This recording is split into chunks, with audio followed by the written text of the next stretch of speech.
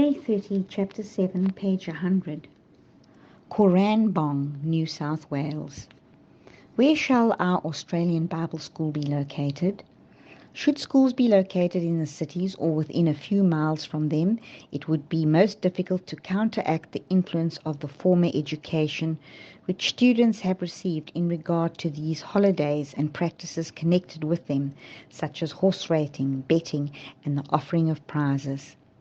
We shall find it necessary to establish our schools out of and away from the cities, and yet not so far away that they cannot be in touch with them. To do them good, to let light shine amid the moral darkness. Everything about the place had impressed me favourably, except the fact that we were far from the great thoroughfares of travel, and therefore would not have an opportunity of letting our light shine amid the moral darkness that covers our large cities like the pall of death. This seems the only objection that presents itself to my mind, but then it would not be advisable to establish our school in any of our large cities. I am more than ever convinced that this is the right location for the school. Huntsville, Alabama. Those who have charge of the schoolwork at Graysville, the property at Graysville, Tennessee, 50 miles north of Chattanooga, consisted of 9 acres of land adjacent to a village of about 200 people. The school was moved to its present location at Collegedale, and Huntsville should see what can be done by these institutions to establish such industries, so that our people desiring to leave the cities can obtain modest homes without a large outlay of means and can also find employment. It was in the providence of God that the Huntsville School Farm was purchased. It is in good locality. Near it there are large nurseries, and in these nurseries some of the students have worked during the summer to earn money to pay their expense at Huntsville School.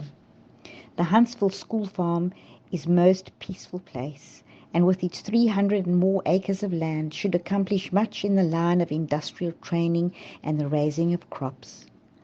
Recently the question was asked me, would it not be well to sell the school land at Huntsville and buy a smaller place?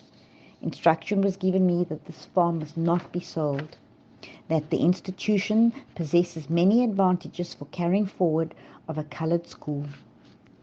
Berrien Springs, Michigan. I hear that there is some thought of locating the school at Berrien Springs in the southwest of Michigan. I am much pleased with the description of this place. In such a place as Berrien Springs, the school can be made an object lesson, and I hope that no one will interpose to prevent the carrying forward of this work. The good hand of the Lord has been with our people in the selection of a place for the school.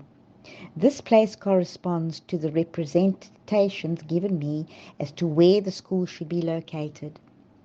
It is away from the cities, and there is an abundance of land for agricultural purposes, and room so that houses will not need to be built one close to another. There is plenty of ground where students may be educated in the cultivation of the soil. In moving the college from Battle Creek and establish it in Berrien Springs, Breathitt, Magan, and Sutherland have acted in harmony with the light that God gave. They have worked hard under great difficulties. God has been with them. He has approved of their efforts. Stoneham, Massachusetts. The Lord in His providence has opened the way for His workers to take an advanced step in New England, a field where much special work should be done. The brethren there have been enabled to arrange to change the location of the sanitarium from South Lancaster to Melrose, a place much nearer Boston and yet far enough removed from the busy city, so that the patients may have the most favorable conditions for recovery of health. The transfer of the New England Sanitarium to a place so convenient to the city of Boston is in God's providence. When the Lord sets His hand to prepare the way before us, God forbid that any should stand back, questioning the wisdom of going forward or refusing to give encouragement and help. The removal of the New England Sanitarium from South Lancaster to Melrose has been presented to me as being directed by the Lord.